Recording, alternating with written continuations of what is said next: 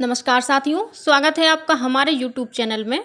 आप छत्तीसगढ़ की किस जगह से हमारे समाचार सुन रहे हैं, कृपया कमेंट बॉक्स में लिखकर हमें ज़रूर बताएं। रायपुर से प्रस्तुत हैं छत्तीसगढ़ के प्रादेशिक समाचार। समाचारों के साथ में रजनी शुक्ला। पहले मुख्य समाचार। प्रधानमंत्री नरेंद्र मोदी अमेरिका की सरकारी यात्रा के सफल समापन के बाद मिस्र के अपने पहले दौरे पर कल शाम काहिरा पहुंचे। दक्षिण पश्चिम मानसून प्रदेश के सभी जिलों में पहुंच गया है। आगामी 24 घंटों के दौरान बस्तर, बीजापुर, कोंडागांव और गरियाबंद जिले में 1-2 स्थानों पर गरज चमक के साथ भारी वर्षा होने की चेतावनी। केंद्र सरकार ने गेहूं और चावल की कीमतों को नियंत्रित रखने के लिए भारतीय खाद्य निगम को ई-नीलामी के निर्देश दिए। केंद्रीय इस्पात मंत्री ज्योतिरादित्य सिंधिया ने सेल के भिलाई इस्पात संयंत्र की दिल्ली माइंस में सिलिका रिडक्शन प्लांट का वर्चुअल उद्घाटन किया। और अंतर्राष्ट्रीय नशा निवारण दिवस पर 26 जून को प्रदेश में नशा पान के खिलाफ व्यापक प्रचार प्रसार और जन जागरूकता अभियान चलाया जाएगा। अब समाचार विस्तार से। प्रधानमंत्री नरेंद्र मोदी अमेरिका की राजकीय यात्रा के सफल समापन के बाद मिस्र के अपने पहले दौरे पर कल शाम काहिरा पहुंच गए। मिस्र के प्रधानमंत्री मुस्तफा मदबौली ने उनकी अगवानी की। श्री मोदी को गार्ड ऑफ ऑनर दिया गया। 1997 के बाद से भारत की किसी भी प्रधानमंत्री का मिस्र का यह पहला आधिकारिक दौरा है। दक्षिण पश्चिम मानसून प्रदेश के सभी जिलों में पहुंच गया है। मौसम विभाग ने इसकी पुष्टि कर दी है। मौसम विभाग के मुताबिक एक ऊपरी हवा का चक्रीय चक्रवाती घेरा बंगाल की खाड़ी और उससे लगे तटीय ओडिशा तक बना हुआ है।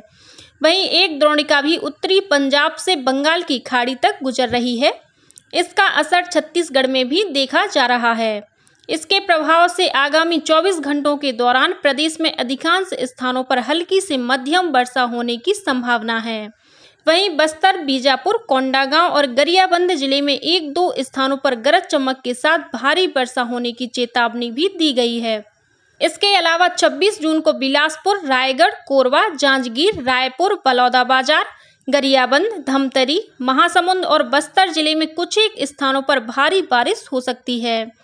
इसी बीच कोरबा जिले के पाली विकासखंड के ग्राम माखनपुर में आकाशीय बिजली की चपेट में आने से एक ही परिवार के 3 लोग झुलस गए।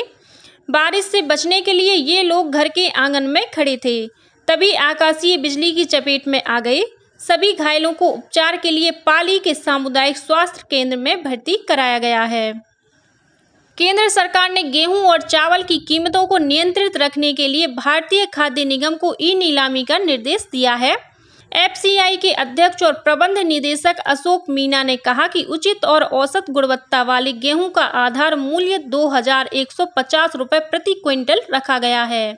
वास्तविक प्रोसेसर और व्यापारियों की पहचान के लिए वैध FSSAI लाइसेंस भी अनिवार्य कर दिया गया है। इस ई-नीलामी में खरीदार अधिकतम 100 मीट्रिक टन तक बोली लगा सकता है। केंद्रीय इस्पात मंत्री ज्योतिरादित्य सिंधिया ने कल नई दिल्ली से steel authority of India limited SAIL के भिलाई इस्पात संयंत्र की दिल्ली माइंस में सिलिका रिडक्शन प्लांट का वर्चुअल उद्घाटन किया। इस अवसर पर श्री सिंधिया ने कहा कि स्टील सेक्टर देश में एक नई ताकत बनकर उभरा है और steel authority of India limited ने इसमें महत्वपूर्ण भूमिका निभाई है। उन्होंने कहा कि भारत की अमृत काल से शताब्दी काल तक की यात्रा में सेल की प्रमुख भूमिका होगी। श्री सिंधिया ने संयंत्र का उद्घाटन करते हुए कहा कि यह दुनिया का एकमात्र स्टील प्लांट है जो दुनिया की सबसे लंबी 130 मीटर की सिंगल रेल बनाने की क्षमता रखता है। उन्होंने कहा कि वर्तमान में संयंत्र की क्षमता प्रतिवर्ष 6 मीट्रिक टन कच्चे इस्पात का उत्पादन करने की है और निकट भविष्य में इसकी क्षमता 6.8 मीट्रिक टन तक बढ़ाने की योजना है। अंतर्राष्ट्रीय नशा निवारण दिवस पर 26 जून को प्रदेश में नशा पान के खिलाफ व्यापक जनमत विकसित करने के लिए सभी जिलों में विभिन्न विभागों के सहयोग से व्यापक प्रचार प्रसार और जन जागरूकता के लिए अभियान चलाया जाएगा। इस संबंध में समाज कल्याण विभाग ने सभी कलेक्टरों को निर्देश जारी किए हैं। नशे की रोकथाम के लिए स्थानीय संस्कृति और परंपरा को ध्यान में रखते हुए कार्यक्रमों का आयोजन किया जाएगा। साथ ही भारत माता वाहिनी के माध्यम से पंचायतों में नशा मुक्ति के लिए कार्यक्रम आयोजित किए जाएंगे। वहीं लोगों से संवाद स्थापित कर उन्हें नशा पान से होने वाले दुष्परिणामों की जानकारी दी जाएगी। नशा मुक्ति के लिए नशा तथा एड्स प्रभावित क्षेत्रों में व्यापक प्रचार प्रसार किया जाएगा। इसके अलावा रेडियो और टेलीविजन के माध्यम से भी नशा मुक्ति कार्यक्रमों का प्रसारण किया जाएगा। प्रदेश में आदिम जाति कल्याण विभाग द्वारा संचालित सभी छात्रावास आश्रमों को शैक्षणिक सत्र शुरू होने के पहले दुरुस्त किया जाएगा।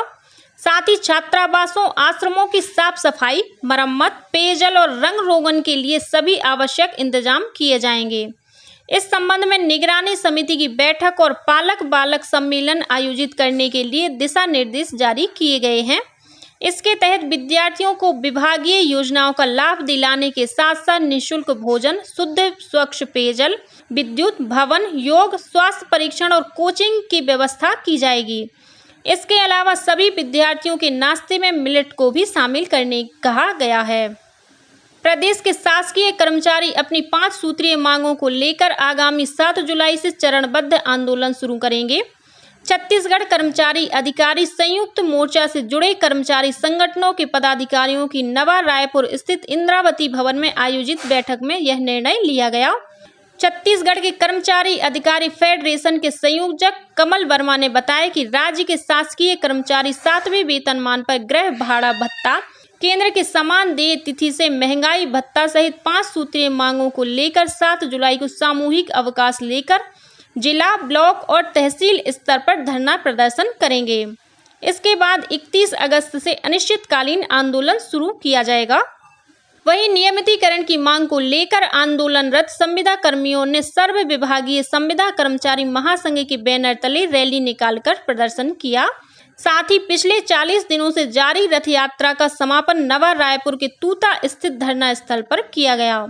यह रथ यात्रा 16 मई को सिबरी नारायण से शुरू हुई थी। संविदा कर्मियों ने मांग पूरी नहीं होने पर आगामी 3 जुलाई से अनिश्चितकालीन हड़ताल करने की चेतावनी दी है। प्रधानमंत्री नरेंद्र मोदी के नेतृत्व में केंद्र की एनडीए सरकार के 9 वर्ष पूरे होने के उपलक्ष्य में भारतीय जनता पार्टी की प्रदेश इकाई द्वारा आज 25 जून को शाम 4 बजे रायपुर स्थित शहीद स्मारक भवन में प्रबुद्धजन सम्मेलन और मीसाबंदियों के सम्मान समारोह का आयोजन किया जाएगा। समारोह में पार्टी के राष्ट्रीय सह संगठन महामंत्री शिव प्रकाश मुख्य वक्ता होंगे। समारोह की अध्यक्षता प्रदेश अध्यक्ष अरुण साव करेंगे। दुर्ग पुलिस ने ऑनलाइन सट्टा महादेव ऐप के खिलाफ कार्रवाई करते हुए 5 आरोपियों को गिरफ्तार किया है। जिले के पुलिस अधीक्षक सलव कुमार सिन्हा ने बताया कि भिलाई के औद्योगिक क्षेत्र हाउसिंग बोर्ड से लगे 32 एकड़ में दबिश देकर पुलिस ने ऑनलाइन सट्टा ऐप के नाम से संचालित हो रहे 2 पैनल को ध्वस्त किया। छापेमार कार्रवाई में विभिन्न बैंकों के ऐसे खातों का रिकॉर्ड जब्त हुआ है जिनमें दांव पर लगे सट्टे के पैसों का ट्रांजैक्शन किया जा रहा था। पुलिस ने गिरफ्तार आरोपियों के पास से 1 laptop, 13 mobile, ATM card, chequebook और अन्य दस्तावेज बरामद किए हैं। रायपुर के जोरा स्थित लाइवलीहुड कॉलेज परिसर में 26 जून को रोजगार मेले का आयोजन किया जाएगा। इस मेले में 19 नियोजक कंपनियों द्वारा 1000 से अधिक रिक्त पदों पर भर्ती की जाएगी। यह मेला सुबह 11 बजे से दोपहर 2 बजे तक चलेगा।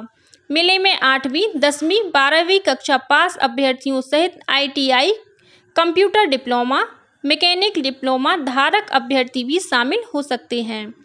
रोजगार मेले में राज्य शासन द्वारा बेरोजगारी भत्ता पा रहे हितग्राहियों को प्राथमिकता दी जाएगी। सोशल मीडिया के माध्यम से वायरल किए जा रहे छत्तीसगढ़ गृह मंत्रालय के पत्र को Chhattisgarh state fake news control and special monitoring cell द्वारा फेक न्यूज करार दिया गया है। इस संबंध में FIR भी दर्ज कराई गई है। वायरल किया जा रहा छत्तीसगढ़ के गृह मंत्रालय का पत्र पूर्णतः फेक है। इस संबंध में गृह मंत्रालय द्वारा किसी भी प्रकार का पत्र जारी नहीं किया गया है।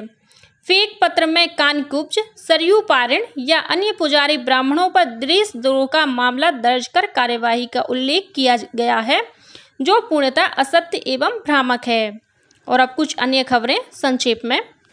केंद्र सरकार के निर्देशानुसार प्रदेश में एक राष्ट्र एक राशन कार्ड योजना के तहत राष्ट्रीय खाद्य सुरक्षा अधिनियम के हितग्राहियों को 100% KYC अब 31 जुलाई तक किया जाएगा।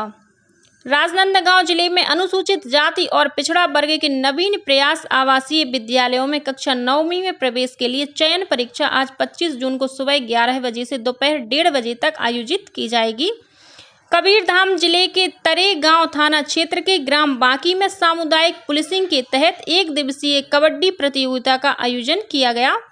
इस प्रतियोगिता में कबीरधाम जिले के अलावा मध्य प्रदेश के खिलाड़ी भी शामिल हुए। राजनांदगांव जिले में इन दिनों सघन कुष्ठ रोग खोज अभियान और नेत्र ज्योति अभियान चलाया जा रहा है। यह अभियान 10 जुलाई तक चलेगा।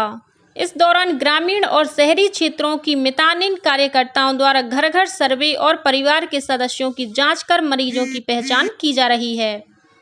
कोंडागांव जिले में दाही कोंगा साप्ताहिक बाजार से सुकूरपाल लौट रहे एक 4 पहिया वाहन के अनियंत्रित होकर पलट जाने से उसमें सवार 12 लोग घायल हो गए। घायलों को इलाज के लिए जिला अस्पताल में भर्ती कराया गया है। और हाई स्कूल उत्तीर्ण युवतियों और महिलाओं को सॉफ्टवेयर इंजीनियरिंग का प्रशिक्षण देने के लिए रायपुर जिला प्रशासन द्वारा 3 दिवसीय सेमिनार का आयोजन किया गया। इसमें 300 से अधिक प्रतिभागी शामिल हुए। इसी के साथ छत्तीसगढ़ के समाचारों का ये बुलेटिन समाप्त हुआ। नमस्कार।